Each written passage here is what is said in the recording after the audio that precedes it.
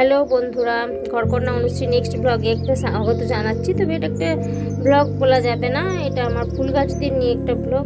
খুব সুন্দর সুন্দর ফুল গাছ লাগিয়েছি, এগুলোর ছবি আমি ফেসবুক বা হোয়াটসঅ্যাপে আমি শেয়ার করেছিলাম, আমি ইউটিউবে করা হয়নি, তো ইউটিউবে আপনাদের সাথে শেয়ার করলাম। আমার বাড়িতে এই গোলাপ ফুলের গাছটা আপনারা অবশ্যই দেখে থাকবেন, আমি আগে হয়তো ভিডিও শেয়ার করেছি, কিন্তু এখন আবার আমি যেখানে থাকি সেখানে আবার লাগিয়েছি।